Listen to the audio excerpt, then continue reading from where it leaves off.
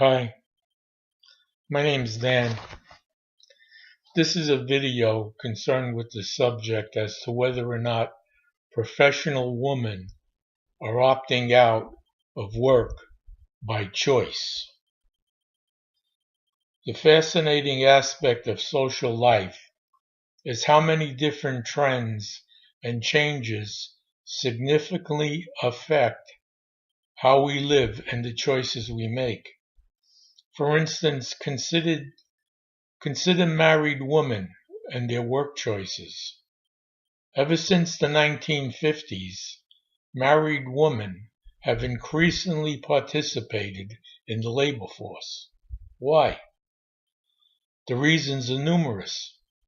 Women want the money for themselves, their family, the challenge of a career, independence, and the social life that work provides. This trend helps explain why married women increasingly enter or stay in the labor force.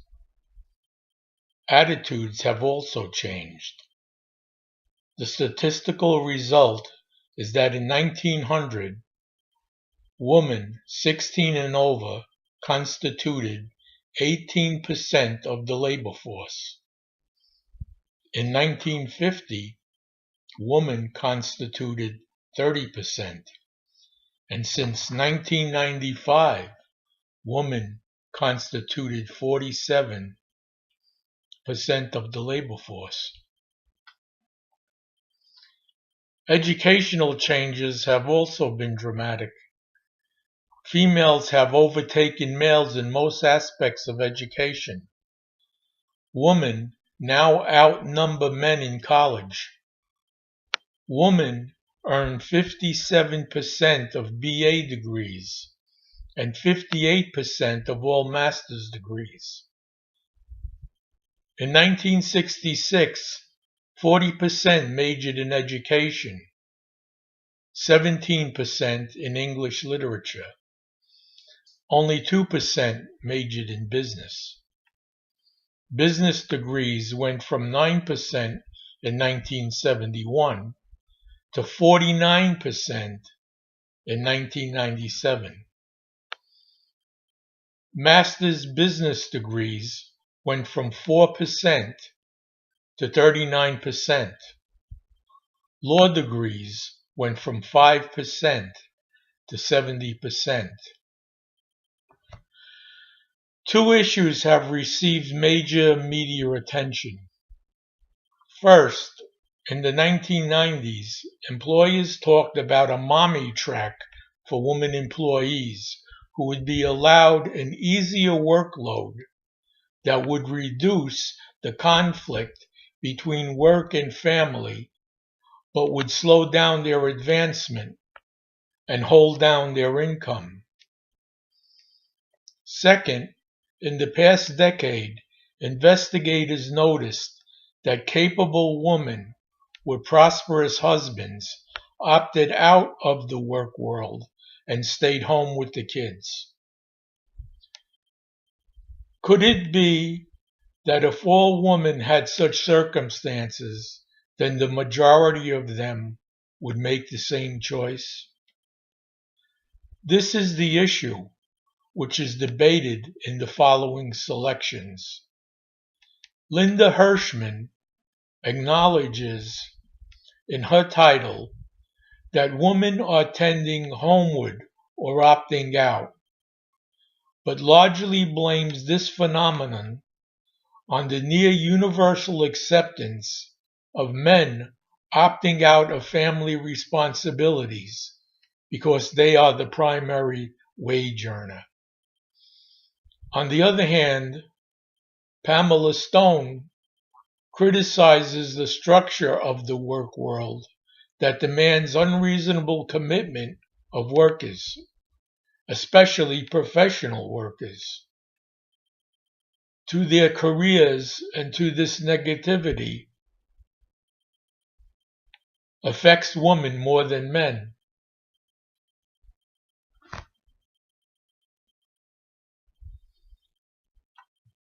Linda Hirschman, from her work Homeward Bound, The American Prospect Online, November 21st, 2005, finds that successful and well-qualified women are opting out of work outside the home when their husband's income is adequate for a rich lifestyle. Prioritizing parenthood over work is an affront to Hirschman's feminist values. In Homeward Bound, half the wealthiest, most privileged, best educated females in the country stay home with their babies rather than work in the market economy. It has been found that among the educated elite, who are the logical heirs of the agenda of empowering women, feminism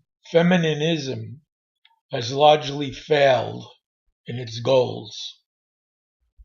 There are few women in the corridors of power, and marriage is essentially unchanged.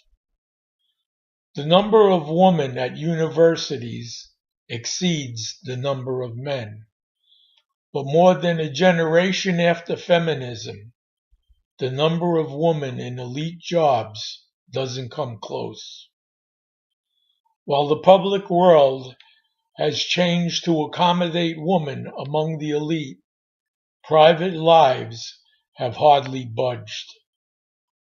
The real glass ceiling is at home. Feminism opened the public power structure. The percentage of women, even of mothers, in full or part-time employment rose robustly through the 1980s and early 90s. Then the pace slowed.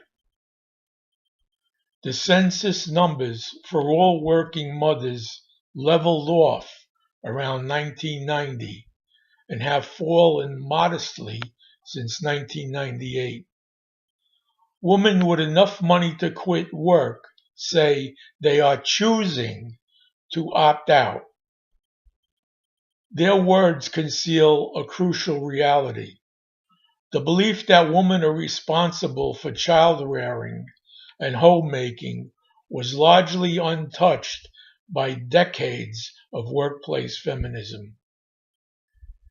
Add to that the successful conservative cultural campaign to reinforce traditional gender roles, and you have got a perfect recipe for feminism stall.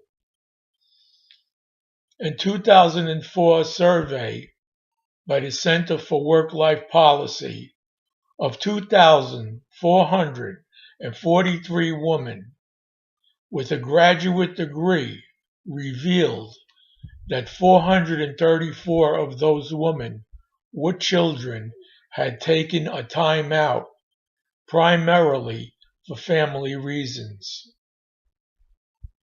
The arguments still do not explain the absence of women in elite workplaces.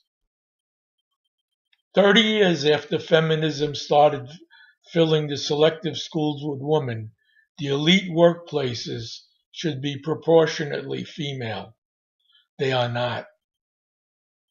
Law schools have been graduating classes around 40% female for decades. In 2003, the major law firms had only 16% female partners. Harvard Business has produced classes around 30% female. Yet only 10.6% of Wall Street's corporate offices are women. Women are voluntarily taking themselves out of the elite job competition for lower status and lower paying jobs. This isn't only about daycare. Half quit before the first baby came. Half of them expressed a hope to never work again. None had realistic plans to work. Even where employers offered them part-time work, they were not interested in taking it. The failure of choice of feminism. So what's going on? Most women hope to marry and have babies. If they resist the traditional female responsibilities of child rearing and householding, they are fixing for a fight. But elite women are not resisting tradition. They agree that householding is woman's work. Feminism was not radical enough. It changed the workplace, but it did not change men. And more importantly, it did not fundamentally change how women related to men. So what is to be done? Women who want to have sex and children with men, as well as good work and interesting jobs, need guidance, and they need it early. Step one is to simply talk about flourishing. This may anger some, but it should sound the alarm before the next generation winds up in the same situation. Prying women out of their traditional roles is not going to be easy. It requires rules. There are 3 rules. Prepare yourself to qualify for good work. Treat work seriously, and do not put yourself in a position of unequal resources when you marry. The preparation stage begins with college. So the first rule is to use your college education with an eye to career goals. Feminist institutions should produce each year a survey of the most common job opportunities for people with college degrees, along with the average lifetime earnings from each job category and the characteristics such jobs require. After college comes on-the-job training or further education. The second rule is that women must treat the first few years after college as an opportunity to lose their capitalism virginity and prepare for good work, which they will then treat seriously. The best way to treat a job seriously is to find the money. Money is the marker of success in a market economy. It usually accompanies power, and it enables the bearer to wield power, including within the family. Yet somewhere along the way, women made decisions in the direction of less money. Part of the problem was idealism. Idealism on the career trail usually leads to volunteer work or indentured servitude in social service jobs, which is nice, but does not get you money. Another big mistake involved changing jobs excessively. If you are good at work, you are in a position to address the third undertaking, the reproductive household. The rule is to avoid taking on more than is fair in the household. When couples marry, the amount of time that a woman spends doing housework increases by approximately 17%, while a man's decreases by 33%. None of those surveyed took even brief paternity leave when his children were born. In 1995 book, Kidding Ourselves, Babies, Breadwinning and Bargaining Power, Rhonda Mahoney recommended finding a sharing spouse by marrying a younger or poorer or somewhat in a dependent status, like a starving artist. Because money is such a marker of status and power, it is hard to persuade women to marry poorer. So here is an easier rule. Marry young or much older. Younger men are potential high-status companions. Much older men often have enough money to provide unlimited household help. Here is the last rule. Have a baby, just do not have two. Mothers Movement Online, Junit Statman Tucker, reports that women who opt out of childcare reasons act only after the second child arrives. A second kid pressures the mother's organizational skills, doubles the demands for appointments, wildly raises the cost of education and housing, and drives the families to the suburbs. But cities, with their Chinese takeout, are better for working mothers. Why do we care? As for society, elites supply the labor for decision-making classes. The senators, the newspaper editors, the research scientists, the entrepreneurs, the policy makers, the policy wonks. If the ruling class is overwhelmingly male, the rulers will make mistakes that benefit males, whether from ignorance or indifference. Worse, the behavior tarnishes every female with the knowledge that she is almost never going to be a ruler. The rhetoric of reality of opting out. Socialist Pamela Stone reports on her survey research and finds a number of women who sacrificed careers for parenthood and thought it was their free choice.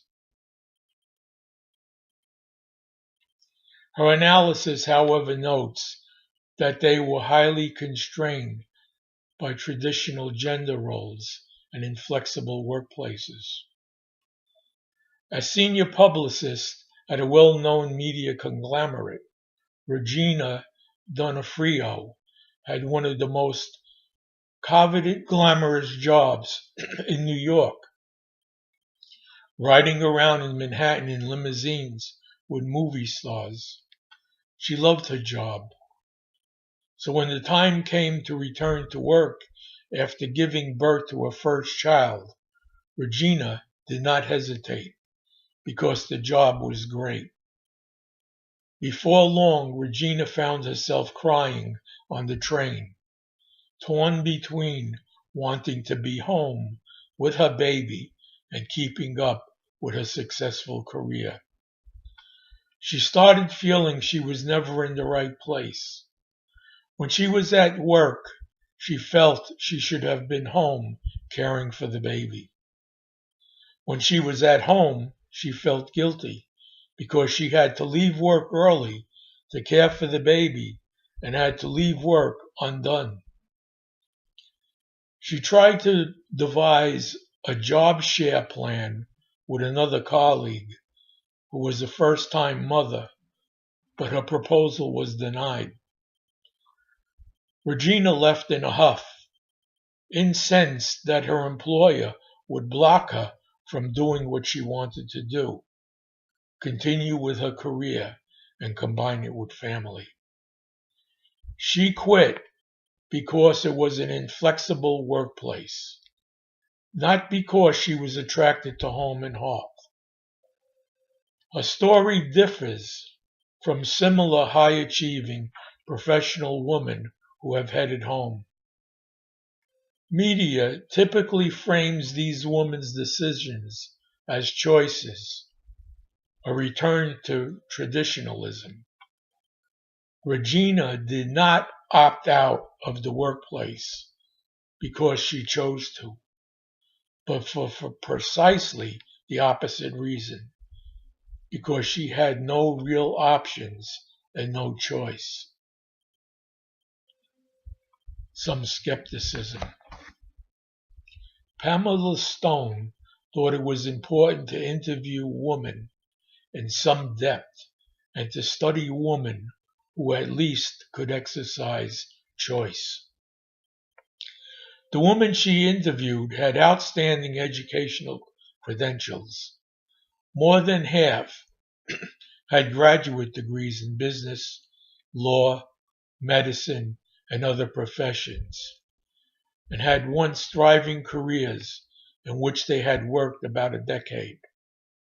These women had strong reasons to continue with the careers in which they had invested so much. While these women had compelling reasons to stay on the job, they also had the option not to, by virtue of their own past earnings, and because their husbands were high earners. If the most privileged woman of society cannot successfully combine work and family, who can? Motherhood pulls. When Regina initially went to work, she had no clue that she would feel so torn. She realized she just could not leave him. None of the women she interviewed made decisions to quit in a vacuum. Professional women are aware of well-documented advice on childcare. It advises mothers to expend a tremendous amount of time, energy, and money in raising their children. When their children were very young, the fact that a substitute caregiver was doing things with them was no problem. But when they get older and start asking questions about values, they did not want the babysitters instructing them. Although children were mainly in need of caregiver, there were others as well in need for which women felt responsible. About 10% of the women had elder care responsibilities.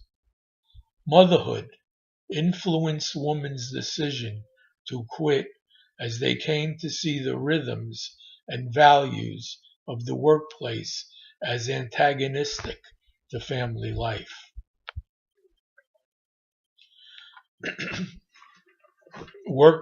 Workplace pushes.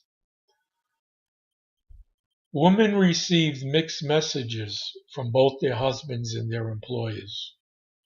Husbands offered emotional support to wives who were juggling career and family, but husbands did little to share family responsibilities. Instead, they maintained their own demanding careers full speed ahead. Many workplaces claimed to be family friendly and offered a variety of supports, but for women who could take advantage of them usually meant working part-time. It carried significant penalties. They saw their job responsibilities gutted and their careers derailed. This happened because they could not take on special projects, or travel, or stay late at work. 60% of the women said their husbands were one of the key reasons why they quit. Husbands saw home duties to be women's responsibility. Their lack of involvement meant that they were literally absent.